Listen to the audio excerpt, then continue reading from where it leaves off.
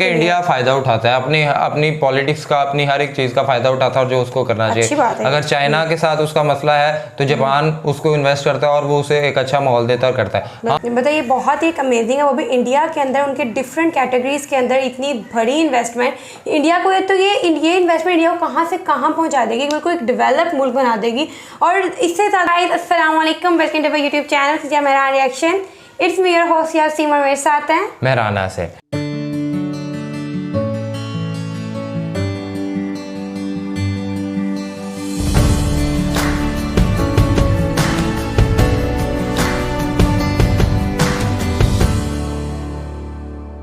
नादिन, biggest Japanese investment होने जा रही है इंडिया के अंदर।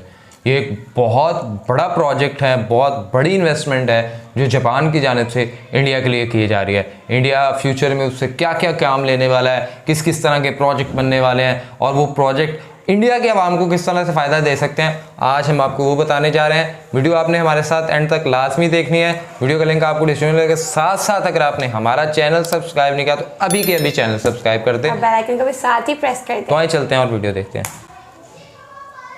वीडियो में तो आज की इस वीडियो में बात करेंगे जापान के भारत में कुछ नए इन्वेस्टमेंट्स के बारे में। जापान और इंडिया के रिलेशंस इस वक्त काफी अच्छे हैं, इसके बारे में आप भी जानते ही होंगे। और इन्हीं अच्छे रिलेशंस की वजह से इंडिया को काफी फायदा हुआ है जापान की तरफ से। इंडिया के अंदर जापान का काफी बड़ा इन्वेस्टमेंट है इस वक्त, कई सारे बड़े प्रोजेक्ट्स है। और जापान के नए prime minister mister Fumio Kishida अभी कुछ समय पहले इंडिया आए थे और उस समय हमें ये पता चला था कि इंडिया के अंदर $42 बिलियन का और इन्वेस्टमेंट जापान की तरफ से आएगा। तो आज की इस वीडियो में उस इन्वेस्टमेंट के बारे में आपको बताऊंगा। इंडिया में इतना आधे हम IMF से मांगने के लिए कर ले रहे हैं, इसके बारे में अभी बात करेंगे और इंडिया को इस इन्वेस्टमेंट से क्या फायदा मिलेगा और कहां-कहां पर इन इन्वेस्टमेंट्स को इंडिया में किया जाएगा, इसके बारे में भी जानेंगे। हेलो दोस्तों, मेरा नाम है दीपक, आप देख रहे हैं इट्स इनक्रेडिबल फॉर यू। तो आइए शुरू करते हैं।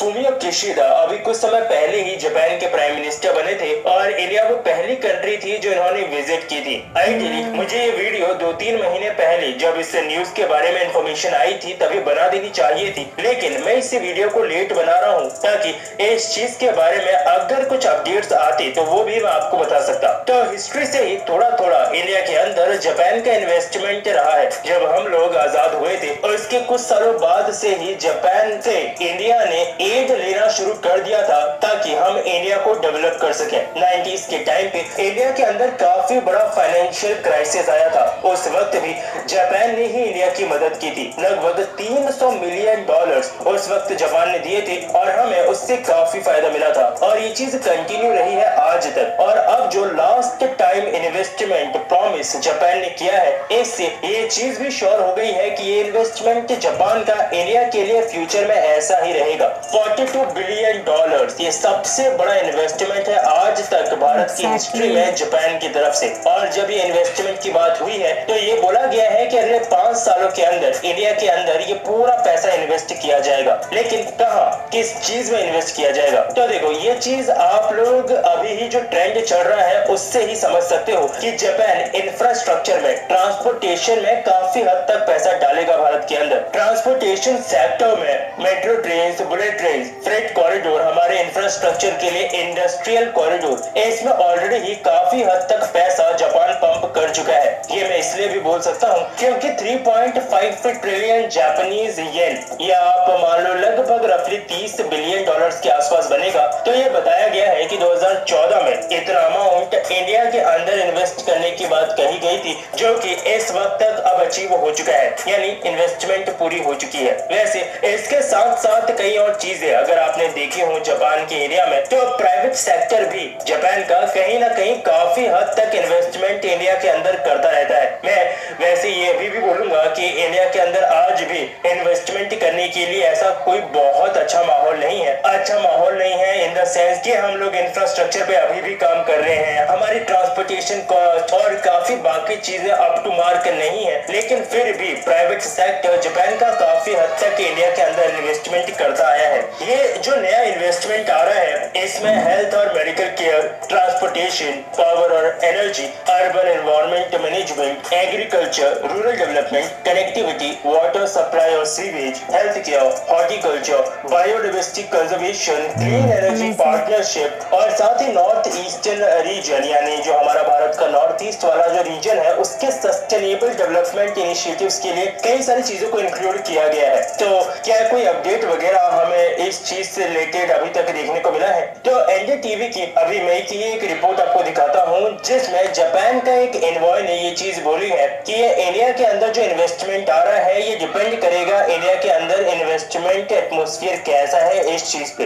अब ये चीज वैसे इस वीडियो के टॉपिक से काफी अलग हो जाएगी, लेकिन फिर भी मैं बोलना चाहता हूँ कि इंडिया के अंदर भी कुछ ऐसे लोग हैं जो कभी भारत के अंदर कुछ अच्छा होता हुआ नहीं देख सकते। इन लोगों ने जन्म ही इसलिए लिया है ताकि इंडिया को हर जगह जैसा हो सके नीचा दिखाया जा सके, लेकिन इससे इंडिया की एक अच्छी तस्वीर बाहर नहीं जाती, वो तो बिल्कुल नहीं जाती। जो एज अ डेवलपिंग नेशन अपनी कंट्री को बेहतर बनाने के लिए हमें बाहर प्रोजेक्ट करनी चाहिए। एक रैंडम थॉट मेरे दिमाग में आया क्योंकि इन्वेस्टमेंट एटमॉस्फेयर की बात हो रही थी, इसलिए मैंने बोल दिया। आपको भी इससे रिलेटेड ऐसा कुछ लगता हो तो नीचे कमेंट सेक्शन में बताइएगा जरूर। खैर, उस चीज के आगे जापानीज डिप्लोमेट्स ने ये चीज भी बोली है कि इंडिया और जापान के रिलेशंस आज लगभग हर फील्ड में बेहतर ही हो रहे हैं, क्योंकि जब जापानीज डिप्लोमेट से ये चीज भी पूछी गई थी कि आप इन्वेस्टमेंट एटमॉस्फेयर से क्या कहना चाह रहे हैं, तो उनका कहना था जैसे स्टेबल एनर्जी का सप्लाई हो गया, इंफ्रास्ट्रक्चर डेवलपमेंट, पॉलिसीज की स्टेबिलिटी, ये कुछ ऐसी चीजें हैं जिनमें खासकर ग्रिप बनानी चाहिए इंडिया को, क्योंकि यही चीज कैपिटल को इंडिया में अट्रैक्ट करेंगी। लेकिन इंडिया में तो खैर यूथ भी काफी समझदार है, अपने प्रोटेस्ट को, अपनी नाराजगी को दिखाने के लिए कंट्री का इंफ्रास्ट्रक्चर तोड़ देते हैं, तो फिर क्या करें। खैर, तो मैंने आई गेस मेरे ख्याल में लगभग सारी चीजें इस इन्वेस्टमेंट से रिलेटेड जो भी मैं बता सकता था वो कवर कर ली है। इंडिया के अलावा वैसे काफी और कंट्रीज के अंदर भी जापान इस वक्त अच्छा खासा इन्वेस्टमेंट कर रहा है। बांग्लादेश हमारा पड़ोसी भी इसमें शामिल है। लेकिन अब एक सवाल कई बार ये भी आता है कि जापान को इस इन्वेस्टमेंट से क्या मिलेगा। देखो, थोड़े बहुत चीजें तो मिल ही रही है, जैसे ह्यूमन रिसोर्स मिल रहा है उन्हें। इंडिया से कई लोग जाकर के जापान में काम करते हैं। जापान में मैक्सिमम पॉपुलेशन अब उनकी ओल्ड हो चुकी है, तो ऑब्वियसली उन्हें इकोनॉमी चलाने के लिए लोग तो चाहिए। लेकिन अगर जियोपॉलिटिक्स के नजरिए से देखा जाए, जो ये चैनल का टॉपिक नहीं है और ना ही मैं जियोपॉलिटिक्स में बहुत अच्छा हूँ, लेकिन चीन भी एक रीजन जरूर है। चीन की जापान से भी नहीं बनती, उल्टा जापान के फॉरेन रिलेशंस में आपको अमेरिका का बहुत ज्यादा इन्फ्लुएंस देखने को मिलेगा, जो चीज आपको इंडिया के फॉरेन रिलेशंस या फॉरेन डिसीजंस में देखने को नहीं मिलती है। इंडिया एज अ कंट्री हम लोग कई बार ऐसे डिसीजंस ले लेते हैं जो कि हमारी कंट्री को रिप्रेजेंट करते हैं, हमारी कंट्री के लिए बेहतर होते हैं, जिसमें हम दूसरी कोई स्पेसिफिक कंट्री के बारे में नहीं सोचते। जैसे अभी रूस पे सैंक्शंस लगने के बावजूद हमने रूस से ऑयल परचेज किया था। जापान में ये चीज आपको कभी नहीं मिलेगी। जापान रूस के रिलेशंस भी वैसे कहीं ना कहीं थोड़े ठीक नहीं रहते, इसलिए बाकी सबको छोड़ के इस कॉन्टिनेंट में ऐसा कौन सा कंट्री बचा जो कि फ्यूचर में जापान को बाकी सबके मुकाबले एक एक्स्ट्रा एज देगा? Obviously India. और हमारे भी रिलेशंस चाइना के साथ वैसे ही है जैसे कि जापान के हैं। एक और फायदा, खैर फायदा हो वो तो अच्छी बात है, लेकिन इंडिया को टू बी ऑनेस्ट बहुत फायदा हुआ है पास्ट से ही उन्हें डेवलपमेंट एड्स का, जो कि जापान ने इंडिया को हमारी डेवलपमेंट के लिए दिए थे। अभी वैसे भी जापान इंडिया में इन्वेस्टमेंट करने वाले देशों की टॉप लिस्ट में इंक्लूडेड है और नियर फ्यूचर में बहुत चांसेस है कि जापान उस लिस्ट में बहुत ज्यादा ऊपर की तरफ ग्रो कर जाएगा, क्योंकि मेजर इंक्रीमेंट हमें टोटल इन्वेस्टमेंट में जापान की तरफ से इंडिया के अंदर देखने को मिलेगा। बस एक चीज ये है कि जो इन्वेस्टमेंट ऑलरेडी आ चुकी है उसमें हम काम थोड़ा सही से कंप्लीट कर लें। जैसे बुलेट ट्रेन का प्रोजेक्ट ऑलरेडी काफी लेट हो गया है, तो बस यहाँ पे हम लोगों को थोड़ा सा स्पीड दिखानी पड़ेगी, बाकी तो शायद सब कुछ ठीक ही है।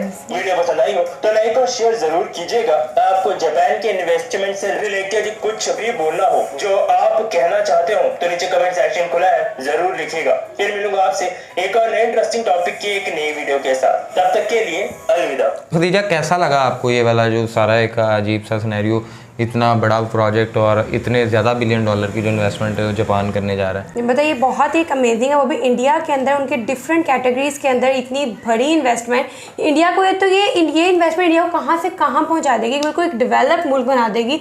और इससे ज़्यादा कि अवाम को कितनी फैसिलिटी मिलेगी, कितनी अपॉर्चुनिटीज़ बिल्ड होंगी। और इस तरह जापान और इंडिया के रिलेशन, इंडिया जापान में कितना काम करेंगे, मतलब उनकी रेवेन्यू कितना अच्छा। भाई सीधी सी बात है कि इंडिया फ़ायदा उठाता है अपनी पॉलिटिक्स का, अपनी हर एक चीज़ का फ़ायदा उठाता है और जो उसको करना अच्छी चाहिए। बात है। अगर चाइना के साथ उसका मसला है तो जापान उसको इन्वेस्ट करता है और वो उसे एक अच्छा माहौल देता है और करता है। हाँ, वहाँ पे भी कुछ ऐसी चीज़ें होती हैं जो इन्वायरमेंट नहीं, लेकिन फिर भी जापान की तरफ से इतनी 42 बिलियन की इन्वेस्टमेंट और उसके बाद अगर आप देखें तो उसको कभी ट्रेन के अंदर और उसकी हर मेरे ख्याल में जो लाइफ के डिफरेंट एस्पेक्ट होते हैं हर किसी के किस्म के सेक्टर के अंदर ना वो इन्वेस्ट करने जा रहे हैं। और यकीनन ये 42 बिलियन एक बहुत बड़ी अमाउंट होती है। पाकिस्तान IMF से $20 बिलियन की जो है रकम लेने के लिए जो है वो एक अजीब सा मतलब ना सिनेरियो क्रिएट हुआ है। और कभी हम पेट्रोल की कीमत और हम इसमें ही कैद होकर रह चुके हैं और जहाँ पे वो हैं और वो इतनी ज़्यादा जो डॉलर की इन्वेस्टमेंट है वो करने जा रहे हैं। सो उस इन्वेस्टमेंट के उसने वापस नहीं लेने, वो इन्वेस्टमेंट वहाँ पे जब होगी उससे नई नई होंगी अपॉर्चुनिटी, जो प्रॉफिट आएगा वो लेंगे, उसमें भी यकीनन वो शेयर जो भी इस तरह की चीज़ होती है। लेकिन ये है कि हम आपको $20 बिलियन दे रहे हैं और हमने आपके मतलब 20 की जब $25 बिलियन लेंगे तो ये हाँ ये सीधा सीधा एक ये ट्रेड हो रही है हमारी किसी भी IMF के साथ। तो वहाँ पे वो कितना ज़्यादा, और मुझे नहीं लगता कि इंडिया IMF के पास अब कभी जाने की कोई सोचता भी होगा कि यार हम और हम इस तरह के, और जिस तरह उन्होंने पहले भी $30 बिलियन की जो एक इन्वेस्टमेंट थी वो कर रखी है और अभी वो 42 बिलियन की इन्वेस्टमेंट करने जा रहे हैं। तो ऑब्वियसली बात है कि इंडिया को एक बहुत ज़्यादा बूस्ट मिलने वाला है और इंडिया का फ्यूचर बहुत ज़्यादा अच्छा होने वाला है। आप बताएं जी कि आपको क्या लगता है इस वीडियो के हवाले से, नीचे दिए गए कमेंट्स से लाजमी बताइए। हमारे चैनल को सब्सक्राइब कीजिएगा, प्रेस कीजिएगा, इंस्टाग्राम ID मेंशन में फॉलो करें, सजेशंस दें। तब तक के लिए अपने मेज़बानों को दें इजाज़त, दुआ में याद रखें। अल्लाह ने